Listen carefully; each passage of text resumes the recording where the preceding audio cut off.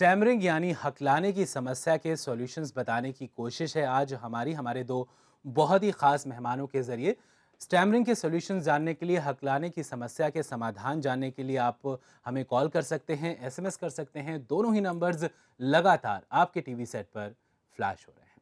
Break से पहले जो कॉलर जुड़ी थी हमारे साथ, जिनके हस्बैंड की प्रॉब्लम थी, ऐसे में आपने सजेस्ट किया कि आधे घंटे उन्हें रीड करना है, रीडिंग एक्सरसाइज करनी है। अगर किसी के लिए ये प्रैक्टिकली पॉसिबल नहीं हो पाता है या कोई इंसान इस चीज़ को के लिए तैयार नहीं होता है, तो is there any easier way?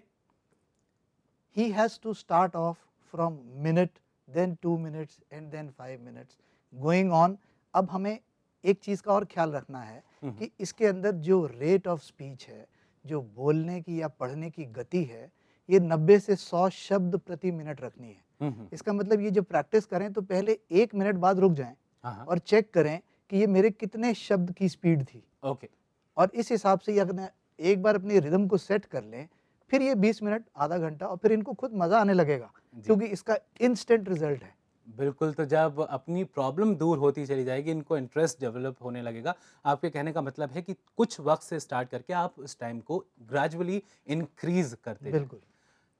Doctor Atul, आपसे जानना चाहेंगे, जैसे टेंशन की यहाँ पर बात हुई कि टेंशन में जब इंसान होता है तो स्टैमर करना शुरू कर देता है, और ये चीज़ प्रैक्टिकली देखी जाती है कि कोई इंसान इंटरव्यू देने के लिए जाता है तो स्टैमर करना शुरू कर देता है, बाहर निकलता है तो साफ बोल रहा होता है।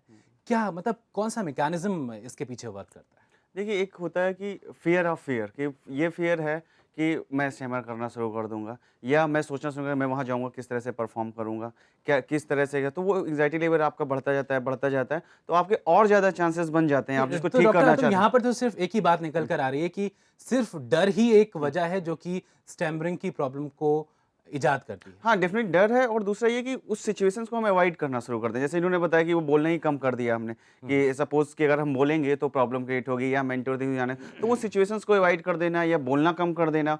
तो उन सारी चीज़ों को, क्योंकि एक वो फ़ियर है कि अगर हम बोलेंगे तो प्रॉब्लम होगी। तो इस चीज़ को कैसे कंट्रोल कर तो सकते हैं? देखिए, किसी भी एविडेंस अगर कोई किसी भी सिचुएशन का हो रहा है, तो उसका तरीका है कि उसको सिस्टमैटिक तरीके से हम फेस करना सिखाते हैं, जो साइकोलॉजिकल ट्रीटमेंट, कि किस तरह से आपको फेस करना है, कैसे अपने आप को रिलैक्स रखना है। जी। फिर धीरे-धीरे जब एक पॉजिटिव तरीके से अगर हम करते हैं और उसमें सफल होता है इंसान, तो वो एक रिइंफोर्समेंट मिलता है यू कि मीन टू ठीक से कि है। अपनी सोच को पॉजिटिव रखना है, हाँ, ये पॉज़िटिव सोचना है रखना कि है। जो होगा वो अच्छा ही होगा। नहीं, बहुत सारा थॉट प्रोसेस तो होता है, साथ में ये होता है कि आपकी बॉडी इतनी ऑटोमेटिकली रिस्पॉन्ड करती है उन सारी सिचुएशंस में, तो अपनी बॉडी को कैसे रिलैक्स करना है, जैसे एक्सरसाइज़ेज़ हैं, रिलैक्सेशन एक्सरसाइज़ेज़ हैं, योगा वगैरह की बहुत सारी, जैसे डीप शवासना ब्रीथिंग वगैरह। जैसा भी हाँ, डॉक्टर्स। डेफ़िनिटली, तो वो अपने आप को रिलैक्स रखें, तो बॉडी का जो आपका नर्वस सिस्टम है, वो रिलैक्स रहेगा। आप सिचुएशन में तो कॉग्निटिव लेवल पे भी और फिजियोलॉजिकल लेवल पे भी आपको वर्क करना पड़ता है, तब बिल्कुल। आप उस सिचुएशन को और बेहतर तरीके से फ़ील डॉक्टर कर डॉक्टर सकते संजीव, हैं। एक चीज़ मुझे समझ में नहीं आती, और इनफैक्ट काफ़ी सारे लोगों को समझ में नहीं आती, कि जो इंसान स्टैमर करता है वो गाना बहुत साफ गाता है। इसका एक तो श्योर ये रीज़न ये आ गया कि there is no physiological disorder in stammering, यानी मेरे बोलने के यंत्रों में कोई खराबी नहीं है, क्योंकि अगर खराबी होती तो फिर गाने में भी हकलाहट होनी तो चाहिए थी। खराबी कहाँ पर है? ये खराबी है कहाँ पर? जब हम गाना गा रहे हैं जी। तो जो गाने की जो लय है, जी। जो ट्यून है, जी। वो मेरे ब्रीदिंग पैटर्न के साथ मिली हुई है, जी। इसलिए गाने में हकलाहट नहीं होती। बिल्कुल। और आपकी एक छोटी सी एडवाइस एंड में चाहेंगे डॉक्टर अतुल? हाँ, मेरी एडवाइस ये है कि आप जो सबसे पहले जो बच्चों के लिए है, पेरेंट्स के लिए है, जी। वो कि अगर आप अच्छी मॉडलिंग करेंगे, ऐसा नहीं है कि बच्चा अगर तुतला रहा है तो आप भी उसी लैंग्वेज में बात करें, क्योंकि बच्चों को समझा इनडायरेक्ट वे में हम उन्हें ट्रीट करना है, तो बिल्कुल। उनकी मॉडलिंग जो बहुत उनकी बेहतर प्रॉब्लम तरीकों को से, कि समझना है। रिलैक्स वे में जी। आराम से बोलें, उनके जी, सामने जी, जी, बात करें, बिल्कुल। तो वो ज़्यादा तो बेहतर उनकी तरीका है। प्रॉब्लम को समझना है, वजह को जानना है, और उसके लिए एक्शंस लेने हैं ताकि उस वजह को इम्प्रूव किया जाए, उस प्रॉब्लम को ठीक किया जाए, ना कि बार-बार टोक कर इस प्रॉब्लम को और ज़्यादा बढ़ावा दिया जाए। फैमिली सपोर्ट की ज़रूरत हो जाती है, फ्रेंड सपोर्ट की ज़रूरत हो जाती है, और इंसान को खुद अपनी सपोर्ट करने की भी यहाँ पर बहुत ज़्यादा ज़रूरत हो जाती है, अपनी सोच को बैलेंस करने की बहुत ज़रूरत हो जाती है। आप दोनों का बिल्कुल। बहुत-बहुत शुक्रिया स्टूडियो में आने के लिए। Thank you. Thank you.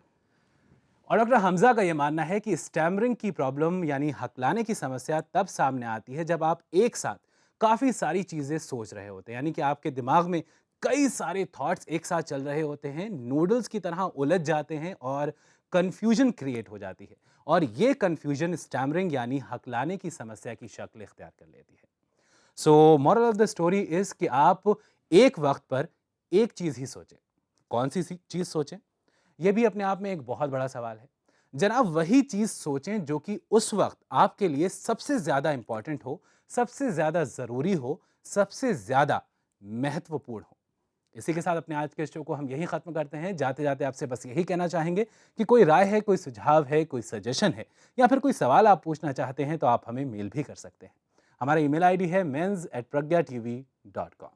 आज के लिए बस इतना ही। कल आपसे फिर मुलाकात होगी मेंस के एक नए एपिसोड में एक नए टॉपिक के साथ। तब तक आप अपना ख्याल रखिए, हंसते रहिए, मुस्कुराते रहिए और खुश रहिए प्रज्ञा के साथ। हिज Hamza Singh, good bye and take care.